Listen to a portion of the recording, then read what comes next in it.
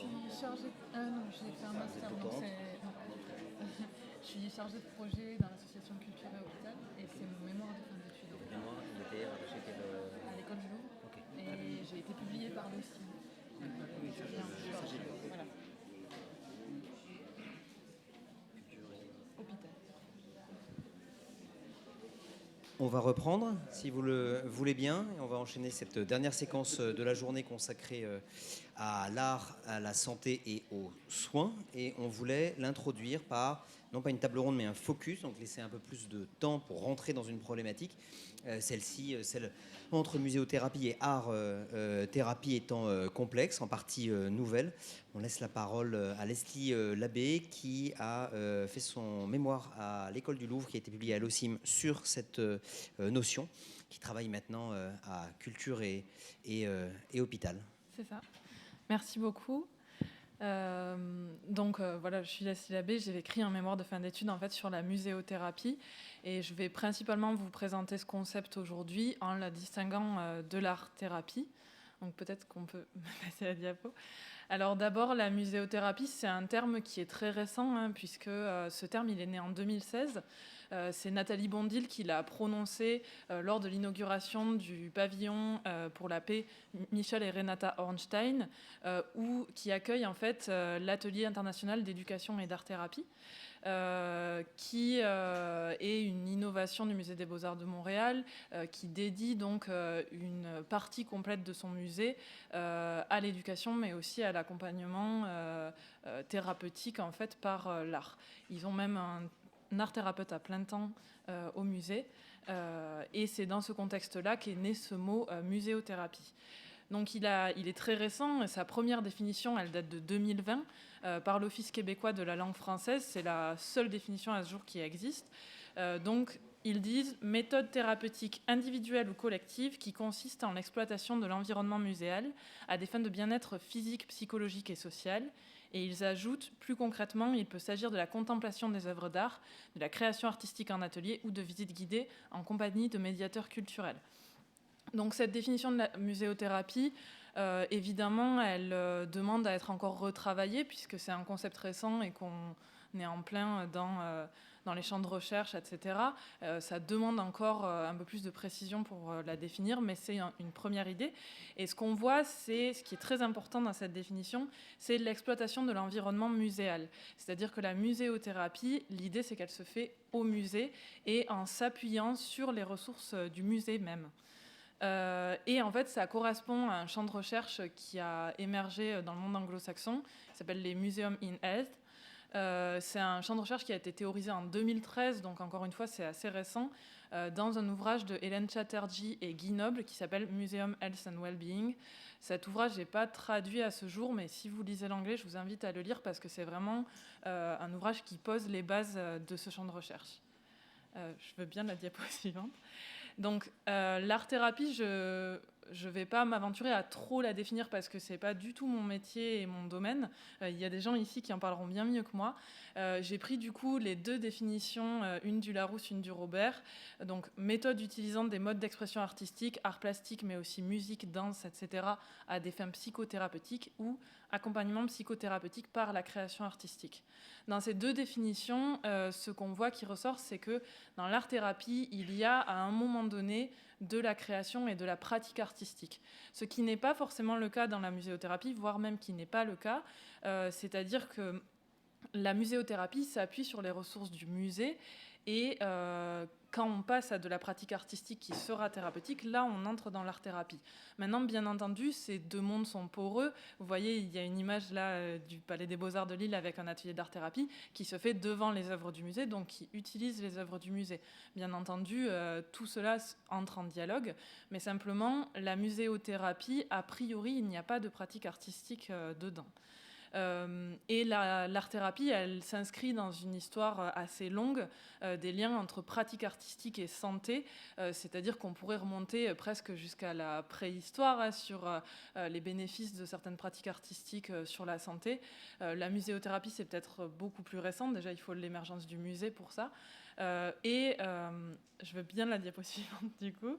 Elles ont cependant des histoires assez liées, puisque en réalité, l'art-thérapie, au concept on l'entend aujourd'hui, elle commence à apparaître après la Seconde Guerre mondiale, avec un pionnier qui s'appelle Adrian Hill, et qui, en fait, va faire une pratique qu'on pourrait rapprocher de la muséothérapie un peu étrangement.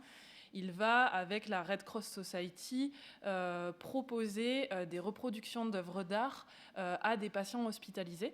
Il va les amener dans les hôpitaux. Il y a plus de 200 hôpitaux qui vont participer à ce programme.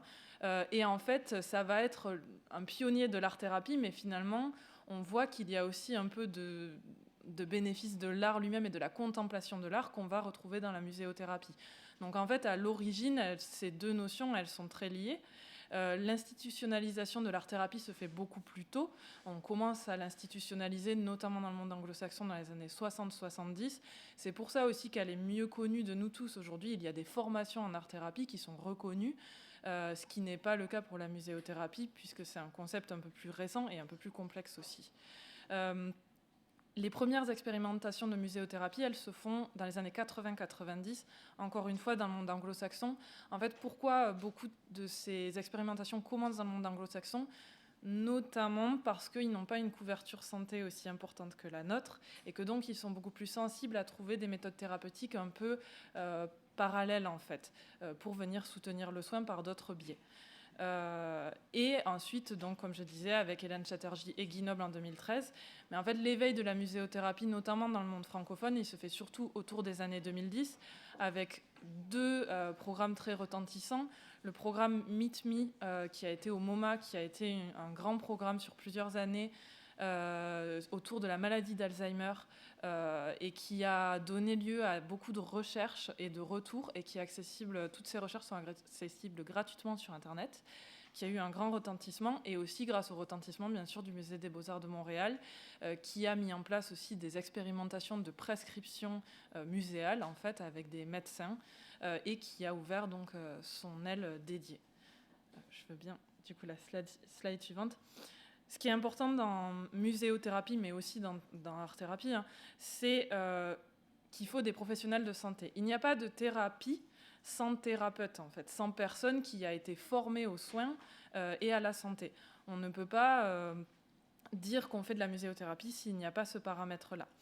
Mais ce qui est important de garder en tête, et ce que les soignants ont en tête, c'est que la santé, ce n'est pas que soigner les symptômes d'une maladie, ce n'est pas que l'absence de maladie, c'est un état complet de bien-être physique, mental et social. Et ça, c'est très important parce que c'est là qu'on va voir que le musée va pouvoir agir. Quand un médecin ou un infirmier va aborder l'état d'un patient, il ne va pas simplement soigner ses douleurs. Bien sûr, c'est la première chose, les symptômes, les douleurs, la pathologie en elle-même, mais c'est un accompagnement global du patient qui va se mettre en place quand ils le peuvent et quand ils en ont les moyens.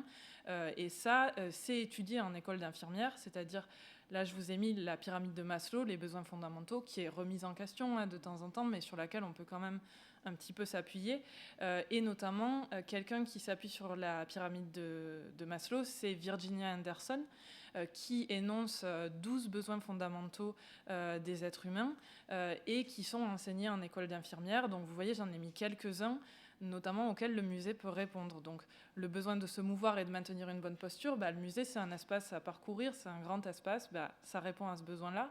Le besoin de se vêtir et de se dévêtir, venir au musée, c'est d'abord se préparer. C'est d'abord se préparer à sortir. Et se préparer à sortir, c'est se vêtir, se dévêtir, et c'est être propre, protéger ses téguments. Donc c'est la même idée. C'est-à-dire qu'on va se préparer, et en plus, comme on va au musée et que c'est une sortie un petit peu exceptionnelle, des fois, les personnes qui sortent peu, elles vont même se faire belles ou beaux pour sortir au musée. Donc ça, c'est important, c'est quelque chose qu'on ne pense pas forcément, mais la venue au musée, c'est un parcours qui est global et donc qui répond à des besoins assez globaux aussi. Et après, les 4 autres besoins, on les réalise beaucoup plus quand on est dans un musée. Le besoin de communiquer, le besoin de s'occuper, de se réaliser, le besoin de se récréer et le besoin d'apprendre. Donc on voit déjà rien qu'en prenant ces besoins fondamentaux de tout être humain, que le musée, il y répond déjà un petit peu. Et c'est peut-être pour ça aussi que la culture est si essentielle dans nos vies. Mais tout cela vraiment fait partie de l'accompagnement du soin quand on est dans un hôpital ou quand on est dans un parcours de soins.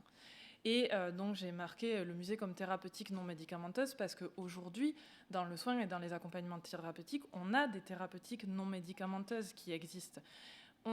La prétention, c'est pas de dire avec le musée, on va venir soigner toutes les pathologies, on va pas venir soigner le cancer avec un musée. Mais par contre, on va venir soutenir le soin en tant que thérapeutique non médicamenteuse. Je veux bien la suite. Donc j'ai étudié, je suis partie en fait du musée pour essayer de trouver ses potentiels. Et la première chose que j'ai pris du musée, c'est le musée comme espace, c'est-à-dire comme lieu, tout simplement. Et hop, je viens la suite, s'il vous plaît. Donc, l'espace muséal, d'abord, comme je disais, aller au musée, c'est sortir. C'est sortir de son environnement de soins. Et déjà, ça va avoir une influence. On a des études qui montrent des influences vraiment importantes de l'environnement sur la santé, notamment une étude de Roger S. Ulrich qui montre qu'il y a de meilleures rémissions post-opératoires si on a une vue arborée par rapport à si on a une vue sur un mur de briques. Voilà, c'est tout bête en fait, mais ça a des effets physiologiques sur nous. Et donc sortir au musée, c'est déjà sortir dans un environnement un peu exceptionnel qui va avoir des effets sur notre santé. Et c'est sortir de l'espace de soins, c'est sortir de l'espace de la maladie. Le musée, c'est pas un lieu de soins, c'est un lieu neutre, c'est un lieu même, je dirais, de plaisir, de culture, et donc c'est déjà sortir de sa maladie, ne serait-ce que psychologiquement.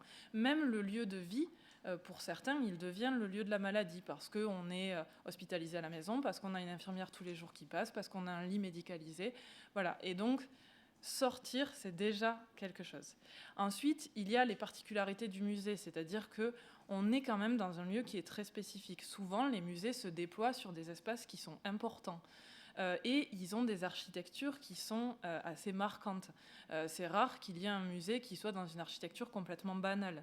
Donc rien que ça, forcément, ça va avoir des effets sur le dépaysement, sur le fait qu'on est impressionné, qui vont créer des émotions positives en nous. Et après, il y a des choses un peu concrètes aussi. Par exemple, le concept de salutogenèse. Donc ça, c'est une approche en fait de la santé qui place la santé sur un continuum. En fait, c'est pas un état binaire mauvaise santé, bonne santé. C'est plutôt un continuum avec des facteurs de stress qui vont nous pousser vers la mauvaise santé et des facteurs de bien-être en quelque sorte qui vont nous tirer vers la bonne santé. C'est une thèse de Aaron Antonovsky. Et ça, les architectes vont s'en emparer en fait pour penser des architectures qui sont bonnes pour la santé.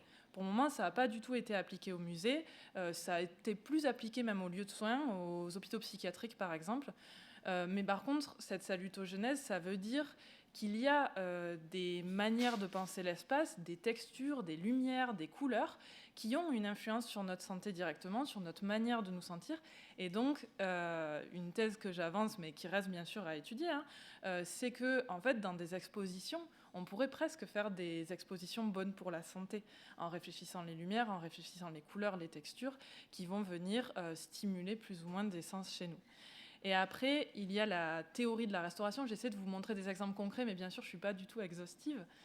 La théorie de la restauration, c'est Stephen et Rachel Kaplan qui vont en fait s'intéresser à la fatigue de l'attention dirigée. Alors, c'est quelque chose qu'on a tous ressenti. Quand on est très concentré sur une tâche, on stimule en fait notre attention dirigée qui va nous isoler de tous les stimuli extérieurs pour pouvoir faire cette tâche. Cette concentration, on ne peut pas l'utiliser très longtemps en fait. Et à la fin, on est épuisé. On sort de là, on est épuisé, on ne peut plus réfléchir, on est irritable, on n'arrive plus bien à penser, on a tendance à être un peu plus peut-être plus susceptible, etc. Et en fait, ils ont émis cette fatigue ne se restaure pas par le sommeil, enfin pas complètement. Et donc, ils se sont intéressés aux espaces qui pouvaient la restaurer, et notamment aux espaces naturels. Puis, quelques années plus tard, ils ont appliqué cette théorie de restauration au musée. Et en fait, ils ont découvert qu'on pouvait en effet restaurer cette fatigue de l'attention dirigée au musée. Pourquoi c'est intéressant dans le cadre d'un accompagnement et d'un parcours de soins ? Parce qu'en soi, là, je parle de personnes lambda. C'est qu'en fait, cette attention dirigée, des personnes qui sont au début d'un parcours de soins, elles vont énormément la mobiliser. Parce qu'elles doivent revoir leur quotidien, elles doivent avoir plein de rendez-vous, faire attention à quel traitement elles doivent prendre, changer leurs habitudes de vie. Et en fait, au moment où ils en ont le plus besoin, où ils ont le plus besoin de se concentrer, c'est aussi le moment où ils vont le plus la stimuler et être épuisés. Et déjà, psychologiquement, c'est compliqué, mais en plus, s'ils sont épuisés, ils vont moins bien adapter leur environnement. Et donc, ils se sont notamment les personnes qui ont fait l'étude sur la restauration de l'attention dirigée au musée. Il y a une de ces personnes qui l'a appliquée aux personnes atteintes de cancer et qui s'est rendu compte que c'était vraiment bénéfique pour les personnes atteintes de cancer, par exemple. Donc on ne parle pas que de pathologies psychiatriques ou psychologiques, neuroévolutives, etc. On parle aussi de pathologies physiologiques parce que le psychologique a énormément d'impact sur le physiologique. Évidemment que si on se sent mieux psychologiquement, si on a du bien-être, etc., on va être plus à même d'affronter la maladie de manière correcte. Et ce sont des facteurs prédictifs d'évolution négative ou positive de la maladie, le bien-être mental, j'ai envie de dire. Je veux bien la suite. Donc voilà, j'avais mis plusieurs caractéristiques de musée dont je vous ai parlé. Une architecture très repérable qui fait qu'on se sent ailleurs, et ça c'est un des facteurs qui va restaurer l'attention dirigée notamment. Un espace vaste à parcourir, par exemple, tout simplement, c'est un peu bête, mais moi j'avais échangé avec des psychomotriciens qui m'avaient dit que des fois ils voyaient leurs patients faire des mouvements qu'ils ne faisaient jamais en séance, parce que ils vont être attirés vers un cartel, par exemple, ils vont se pencher et ils vont pas se rendre compte du mouvement qu'ils font. Donc en termes de psychomotricité, ça peut être aussi intéressant. Et après, un lieu contemplatif, donc là, ça va être tout ce qui est se reconnecter à soi-même, changer son rapport au temps. Dans le musée, on est sur un temps long. On ne vient pas pour 1 heure comme on va au cinéma pour 2h30 de film. On peut rester tout le temps qu'on veut. On n'est pas limité, à part par la fermeture, bien entendu. Mais ça change de rapport au temps et ça permet de ralentir en fait le musée. Donc ça va agir sur le stress. Et puis ça ouvre des possibilités de nouvelles médiations, comme des méditations au musée, des slow visits, ce genre de choses qu'on voit se développer de plus en plus et qui vont être bénéfiques forcément pour la santé. Après, donc, j'avais étudié le musée comme lieu social et c'est sans doute la plus grosse partie. C'est que le musée, c'est souvent un lieu dans lequel on se rend à plusieurs, ou en tous les cas, même si on s'y rend seul, on va croiser du monde. Et ça va avoir une multitude de bénéfices. Je veux bien la diapo suivante, du coup. Hop, donc voilà, donc le fait que ce soit un lieu public... Donc il y a 2 gros aspects. D'abord, la réhabilitation psychosociale. Ça va être un lieu où des professionnels vont pouvoir travailler la réhabilitation psychosociale. Et j'ai même envie de dire, c'est déjà un lieu où les professionnels de santé font ça. Alors qu'est-ce que c'est la réhabilitation psychosociale ? C'est tout ce qui va être de réapprendre à un patient à être autonome et intégré dans la société. En fait, il y a beaucoup d'institutions psychiatriques notamment qui en fait sortent des institutions pour travailler dans des lieux publics. Ils vont notamment travailler les habiletés sociales, donc c'est des choses toutes bêtes, c'est rentrer et dire bonjour, c'est dire merci, c'est ne pas hurler dans un musée ou en public. Ce genre de choses-là, c'est des choses qui sont déjà travaillées par les institutions médicales dans des lieux publics, notamment des supermarchés par exemple. Mais qu'est-ce que le musée a de plus à apporter qu'un supermarché ? Déjà, il est beaucoup plus calme. Parce que, par exemple, quand on travaille avec des personnes atteintes d'autisme, un supermarché, ça peut déclencher très facilement des crises parce qu'il y a beaucoup trop de stimulation, à la fois auditive, visuelle. Un musée, c'est beaucoup plus maîtrisé comme environnement. On a beaucoup moins de monde et on a plus d'espace aussi et de possibilités de faire ça. Et si on a des personnes formées qui nous accueillent, on peut avoir des espaces spécifiques, etc. Donc ça peut être vraiment un très bon lieu pour travailler ce type de choses. Et c'est déjà un lieu sur lequel on travaille ce type de choses. Sauf que, par exemple, j'ai l'exemple d'un IME à Toulouse qui amène ses patients au Muséum d'histoire naturelle. Sauf qu'ils font un atelier qui est dédié, c'est des patients très, très, très atteints, qui est dédié à la base pour les enfants de crèche. Et donc, ils n'ont pas d'atelier vraiment adapté, spécifique à eux. Ils adaptent un atelier à leurs patients. Mais finalement, peut-être que si le musée collaborait avec cette IME vraiment main dans la main et montait un programme, on pourrait faire des choses encore plus intéressantes en termes de bénéfices. Et après, il y a tous les processus de stigmatisation. En fait, c'est très important parce que les processus de stigmatisation, donc il y a deux types de stigmatisation. Il y a la stigmatisation publique, qu'on connaît tous, c'est-à-dire le fait d'avoir des préjugés sur des personnes et que ces préjugés entraînent en fait un rejet de ces personnes de la société. C'est souvent dû à des peurs. Ça peut être, on a peur que la personne soit contagieuse parce que, par exemple, elle a le psoriasis, parce que sa peau est étrange et donc on a peur que ça nous atteigne, donc on les rejette. Ça peut être la peur du danger, par exemple avec des stigmatisations sur les personnes qui sont atteintes de schizophrénie, où il y a des clichés, où on dit, en fait, ces personnes sont dangereuses, donc je vais m'en éloigner et je vais les sortir de la société. Et il y a la deuxième phase qui est l'autostigmatisation. Donc c'est ces personnes-là qui vont prendre ces clichés et se les appliquer à eux-mêmes. C'est-à-dire se dire, en fait, moi je suis atteinte de schizophrénie, donc je dois être dangereux pour les autres. Et ça, ce sont des gros problèmes parce que ça empêche ces personnes-là de s'intégrer à la société et d'avoir un fonctionnement normal au sein de la société et d'être autonome en fait au sein d'elle. Et donc au musée, on va pouvoir travailler sur ça parce qu'on va pouvoir faire des visites de groupe, peut-être des visites mixtes avec plusieurs publics aussi, avec des personnes atteintes de pathologies et d'autres non. Et là, on ne sait pas et on fait cohabiter tout le monde et on fait se rendre compte aux personnes de pathologie qu'on peut les accueillir comme n'importe quel public. Et c'est vraiment aussi... le musée, c'est un lieu exceptionnel quand même, il faut le reconnaître pour la plupart des gens. C'est un lieu de légitimation où quand on est accueilli au musée, on se sent un peu exceptionnel quand même. Pour beaucoup de gens, nous, c'est notre monde, donc forcément, on ne le ressent plus trop. Mais pour beaucoup de monde, être accueilli au musée, c'est important. Et en fait, ça va monter l'estime de soi. Et l'estime de soi, c'est aussi un facteur prédictif d'évolution négative ou positive d'une maladie, quelle qu'elle soit. Et enfin, c'est un lieu de communication, donc ça permet plein de choses, le fait que ce soit un lieu de communication. L'isolement social, les chiffres de 2017, donc ils sont un peu vieux, c'était 1 personne sur 10 en France qui était atteinte d'isolement social. L'isolement social, c'est quand il y a trop peu d'interactions sociales en nombre ou en qualité. Et en fait, cet isolement social, il a de vraies conséquences physiologiques, puisque l'OMS parle de conséquences équivalentes à une obésité de grade 2 à 3, c'est-à-dire ce qu'on appelle l'obésité morbide. Et en fait, c'est des conséquences cardiovasculaires notamment, donc ce sont de vraies conséquences physiologiques. Donc bien sûr, on va pouvoir lutter contre l'isolement social au musée. La théorie de l'esprit, c'est tout ce qui va être...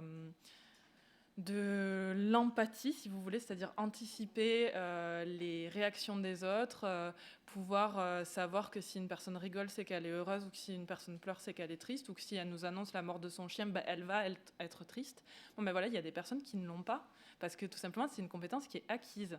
Et donc, déjà, toutes les personnes qui ont un retard mental en deçà de 7 ans, ils vont parfois avoir des déficits en termes de théorie de l'esprit. Et au musée, pourquoi on peut travailler cette théorie de l'esprit ? Parce qu'on peut confronter ces points de vue. Dans une visite guidée, on peut discuter, on peut se rendre compte que les autres, ils ne pensent pas comme nous. Et donc, on va pouvoir travailler tout cela et tout ce qui est biais cognitif. Donc, je parlais de la schizophrénie tout à l'heure. Les personnes schizophrènes, parfois, elles vont avoir du mal à comprendre que quelqu'un d'autre puisse avoir un point de vue différent du leur. Voilà, on va pouvoir travailler ça via des visites au musée. Et c'est des choses qui sont déjà travaillées. Une des personnes qui a suivi ma recherche, c'est un psychiatre qui s'appelle Emmanuel Gallet, qui travaille à Toulouse et qui travaille avec des patients schizophrènes et bipolaires, si je ne dis pas de bêtises, et qui les amène au musée et fait de la réhabilitation psychosociale avec eux. Et enfin, c'est une reconquête individuelle, donc c'est ce que je disais avec tout ce qui est estime de soi, etc. Je veux bien la diapo suivante, s'il vous plaît, et celle d'après, je vais aller vite. S'il vous plaît, encore celle d'après. Donc après, la dernière partie, c'est évidemment que c'est un lieu qui conserve des objets. On n'allait pas oublier cette partie-là.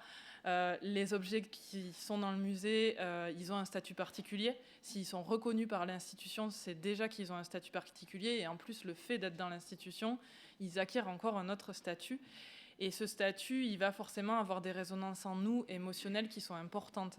Déjà grâce au concept de vraies choses. Donc c'est un concept notamment dit par François Mérès, qui est le concept d'authenticité, en fait, le fait qu'on ait un vrai squelette de dinosaure en face de nous, par exemple, ou une vraie œuvre d'il y a 400 ans.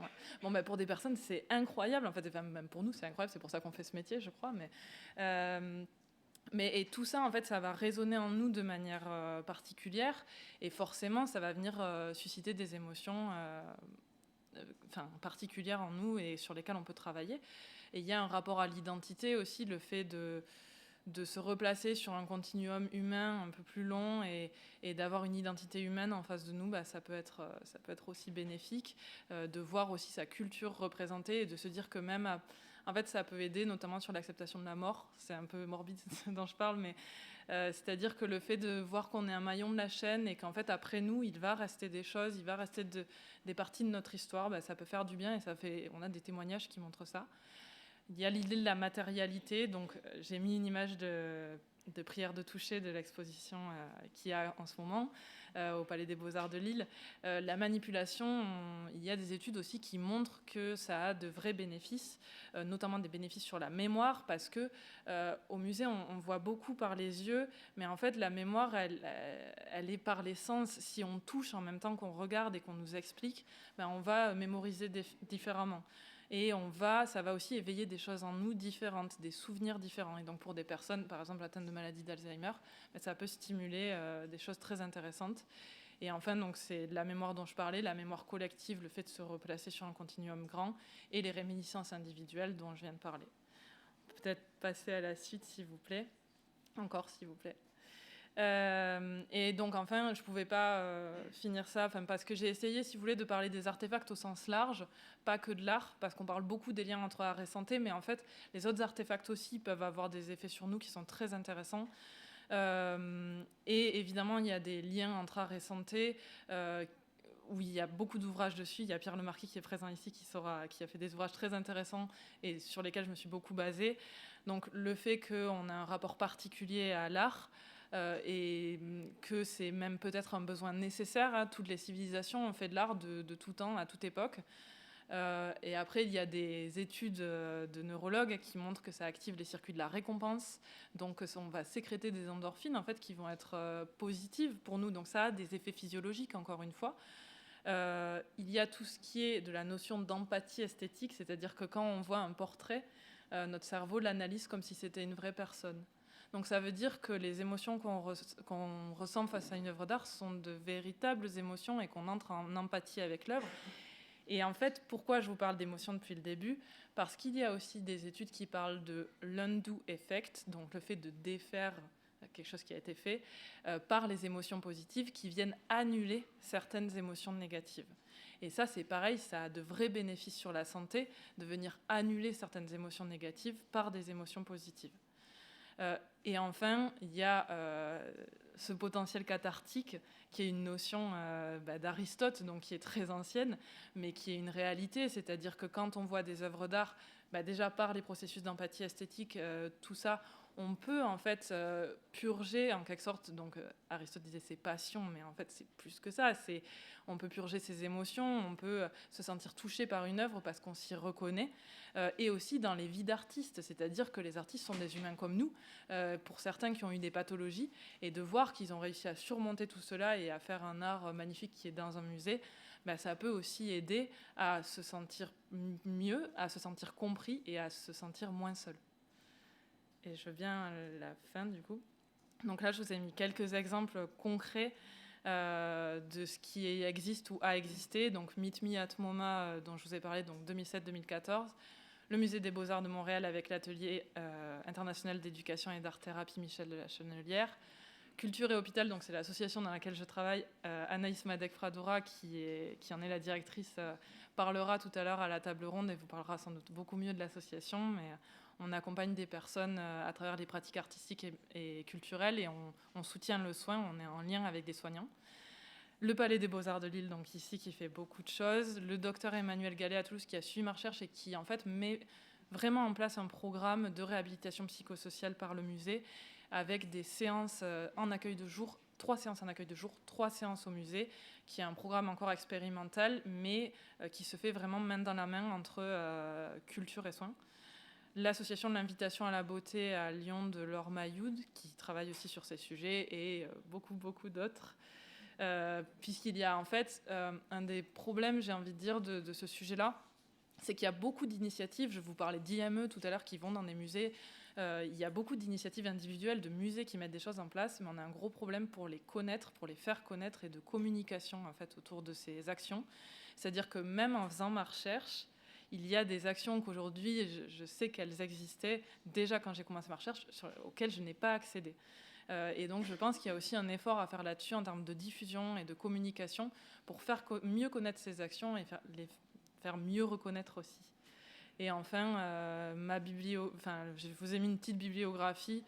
J'ai les 2 ouvrages de Pierre Lemarquis, un ouvrage très fondateur qui est celui Museum Health and Wellbeing de Hélène Chatterjee et Guy Noble, sur lequel je me suis beaucoup appuyée. Un ouvrage qui est sorti pour l'inauguration du pavillon pour la paix Michel et Renata Ornstein.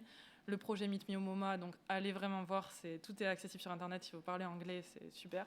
Et enfin, je vous ai mis la référence de ma recherche qui est accessible, qui a été publiée en fait en partie par l'OSI, mais accessible aussi en partie gratuitement sur Internet. Voilà. Merci beaucoup de m'avoir écouté. J'espère que j'ai été claire.